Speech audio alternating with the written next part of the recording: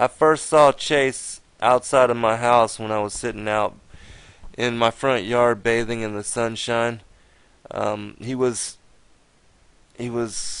wallowing in the grass and trying to, I don't know if he was trying to get some food or attack something, but he was moving awkwardly, and I could tell something was not right with him, but at that time I didn't know exactly what it was. And it was about a week later that we were throwing some food out, cleaning out the refrigerator, and I like to throw the food out into the yard to feed the animals and give them a chance to eat it, and it keeps the ants out of the house as far as throwing away food into the trash bags and everything. And so we were able to see Chase again. He came up into the backyard and was eating some of the food that we were throwing away, and it was then that we realized that he was partially paralyzed and he was not able to move his back legs.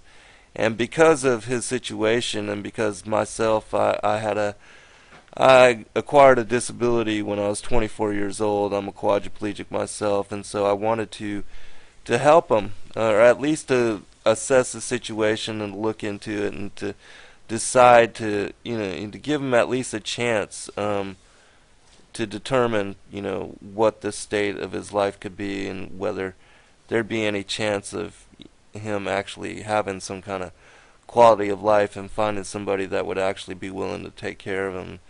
And so we brought him into the house and captured him. That's how he actually got his name, Chases, because we had to chase him down initially to catch him, take him to the vet. And we kept him in the garage for a couple days, and then brought him into the house and tried to allow him to hang out a little bit with us, just to assimilate and get to know each of us, so that some of the girls here could then try to do some of the care that was necessary for him to express his bladder and his bowels, and also to clean up, because he was a mess. He's not able to control his bowel or bladder movements, and so he had soiled himself, and so he needed to be cleaned up. And so we did all that, and then took him back to the vet, and just recently we've had some blood work and everything done on him, but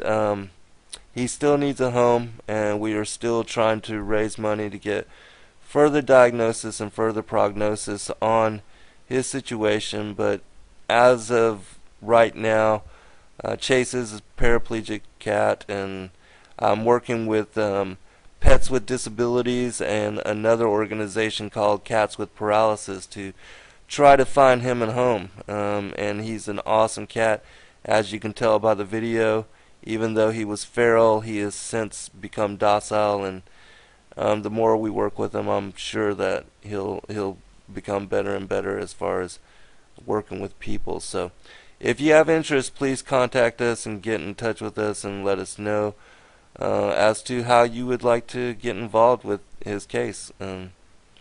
He's an awesome cat, and I think he deserves a chance to live a quality of life, and I'm hoping that you will help in that process. God bless you. Thank you. Let's see if he's going to respond. Now I'm squeezing pretty hard on his toes.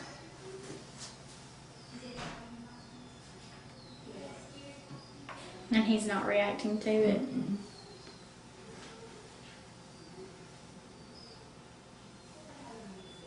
He doesn't even know I'm doing that.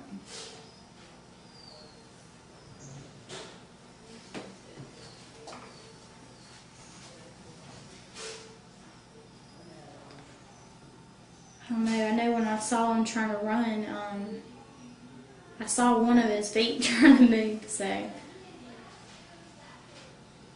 yeah, I don't think he could probably feel anything from his hip down though. No.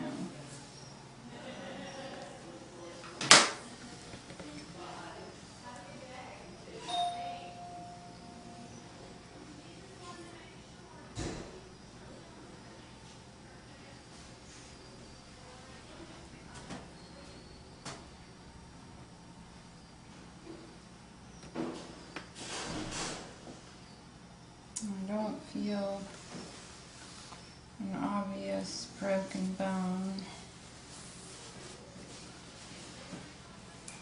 And here is the boy.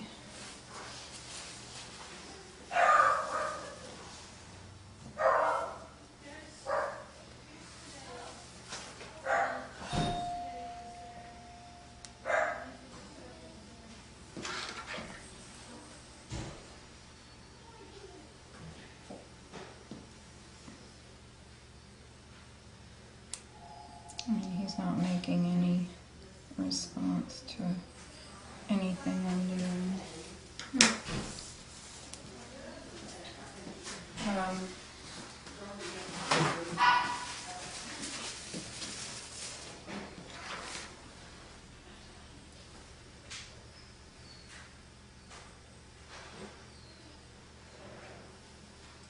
That's where I figured he'd start feeling something. Because he can move his whole upper body. Mm-hmm. And I mean, he can get around really good.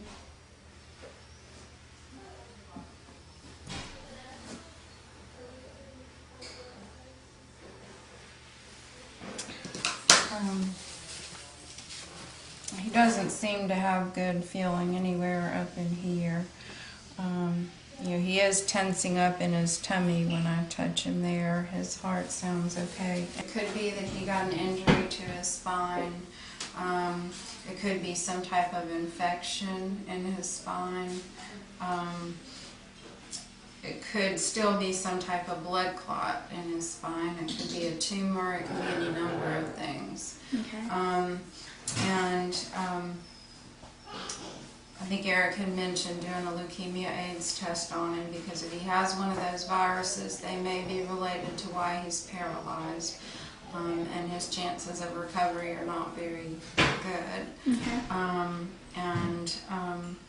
Then we would do blood work and some x-rays, or just send you to the university ideally, because whatever this is, probably they would have to be able to get a final answer unless we saw a spinal fracture or something else. But you know, So, what are your feelings on it? Because, like, when you see him out, like not in this situation, and he's outside, you can see that he can, you know, get around and all that by himself, and he seems to be in good health, you know, being out there. Like he's adapted to his injury. Yeah, I don't think it's a very old injury. I think it probably just happened because what they'll start to do when they can't use their legs is they get really bad sores. They, you know, they start to drag their feet, which he's just starting to do so, and he's got a few sores. So I don't think he can live with this injury. Plus, he's not emptying his bladder, so he's going to be very prone to infections and other problems. All right. So, you know, if he wanted to get this worked up, I mean, again, we can do a leukemia test, we can do blood work, we can do x-rays with him sedated. That may or may not give us an answer to what's going on with him. Yeah. So, and then he would, if he wanted it worked up further, go to the university. But I would say the prognosis is really guarded, especially since he doesn't have any pain responses in those back legs. Usually that means there's not a great chance it's going to come back, but I don't know the cause, so. Yeah. But I would imagine that it's some type of trauma to his spine. But I just don't know without doing more testing. So, You said you think he has some feeling in his stomach. he's tensing up his belly, so I think it's just those back end. Of course, it's harder when he's, you know, he can't really. I guess we could put him on the floor and see what he does, because he can't get very far, right? No, he's pretty fast, but when we got him, he didn't bite us or nothing like that. Okay. Let's just put you on the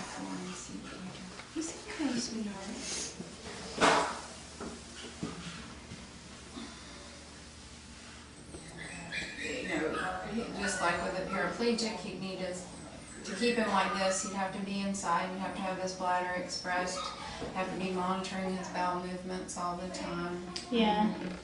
And keeping him from getting really bad sores.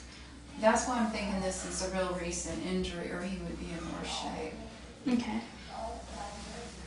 Well, I know Zen had said that he saw him probably about 2 weeks ago, and was wondering what he was doing because he was moving funny. And then I found him. So. A paraplegic, he's not able to use his bladder. He would need to have his bladder expressed at least three times a day. There are some medications that we can try to see if that would help him squeeze down his bladder.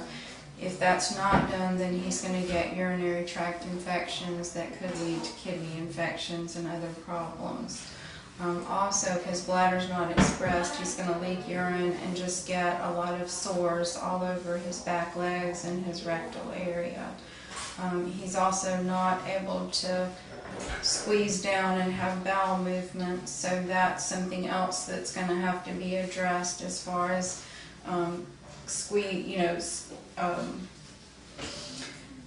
squeezing down his rectum and getting his bowel movements out for him, making sure that he eats a soft enough diet that his bowel movements are soft, and cleaning him 3 times a day so he doesn't get sores and infections. So I think that there's a lot of challenges, and he would be just like a person who is a paraplegic. He would need constant care. Okay. All right. Well, I appreciate it. Thank you. Sure. This is Chase. I was just going to show y'all. I've been working with him a little bit, because he is a wild cat, and we named him Chase because we had to chase him down, and of course he couldn't run away as good as a regular cat could because he's paralyzed from the bottom, from about right here back. As you can see in the video, we took him to the vet and everything, and he's doing really well. We've had him since Sunday, and it is now Tuesday, and he's went from being a wild cat. He was hissing and growling. Well, now he's got to the point where the only time he hisses is when you first come up to the cage, and I just gave him a bath and everything, and he didn't hiss at me. So I was going to see about how far I could push it, and I actually am able to now pet his head, and he's purring and everything. So I know this could make a good cat for somebody. It's just somebody that would have the patience and the love and care to be able to take care of a cat like this. He's going to be very needy, and there's certain things, of course, that you would have to do, but like I said, it's only been 2 days, and he's already let me pet him on the head, and he's a wild cat. He's going to make a good cat for somebody if somebody could take care of him and bring him in. We're trying to make funds right now so we can take him to the vet and continue to do see what his diagnosis actually is and what might have caused it, and if there's anything that they can do to make his life better. And if there is, this cat, it's gonna be a good cat. Like I said, for a wild cat to let you pet it already and start purring, that's very rare. I've tamed wild cats before, and it's taken weeks for me to tame them and let them, trust me enough to even pet them without them hissing at me. So if there's anybody out there that's watching this video and has a soft heart for animals that can't take care of themselves like a normal cat would be able to do, I think this would be the perfect cat for you. I know there's people out there that look for animals like this to be able to take into their home and take care of and love. So anyway, I'll show you in a minute how you can actually pet him and him, like it and everything.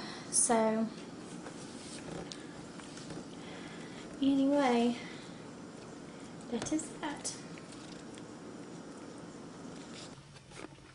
Yet again, this is Chase, and I was just going to show you that he lets you pet him, and I don't know if you can hear it, but he's actually purring. Now, I'm taking small steps into trying to tame him down, and I'm not going to put my hand near the front of his face just because I don't know what he would do. Which he hasn't tried to turn around and bite me or anything like that, and about the closest I've got to his head is like right there to the front. And but see, you can tell he's really enjoying being pet. And like I said, I don't know if you can hear him purring, but he's purring and he's loving it. This is the first time I've really been able to get him out and everything, because I've been working, and I'm actually off right now, but still at work. Because I just really want to help this cat and try to find somebody that has a big heart and is able to take care of him. But see, like right there, with my hand going towards his face, he looks kind of like iffy about that. But if you pet him from the back, I know you can do that.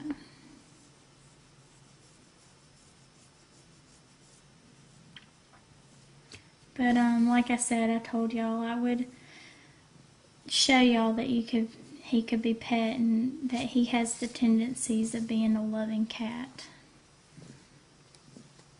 He's a really sweet cat. I know y'all heard that.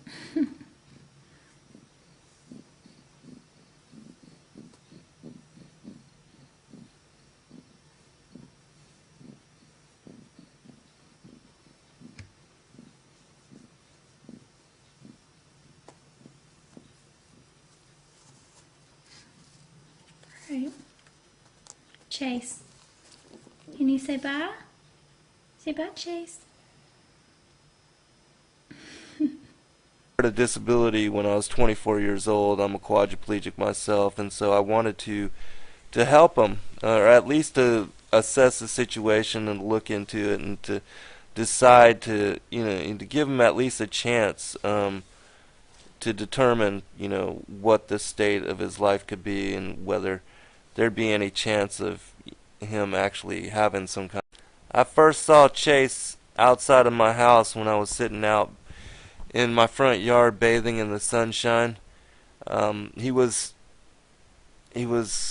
wallowing in the grass and trying to, I don't know if he was trying to get some food or attack something, but he was moving awkwardly, and I could tell something was not right with bags and everything. And so we were able to see Chase again. He came up into the backyard and was eating some of the food that we were throwing away, and it was then that we realized that he was partially paralyzed and he was not able to move his back legs. And because of his situation, and because myself, I acquired a quality of life and finding somebody that would actually be willing to take care of him. And so we brought him into the house and captured him. That's how he actually got his name, Chase, is because we had to chase him down initially to catch him, take him to the vet. And we kept him in the garage for a couple days, and then brought him into the house and tried to like them, but at that time I didn't know exactly what it was, and it was about a week later that we were throwing some food out, cleaning out the refrigerator, and I like to throw the food out into the yard to feed the animals and give them a chance to eat it, and it keeps the ants out of the house as far as throwing away food into the trash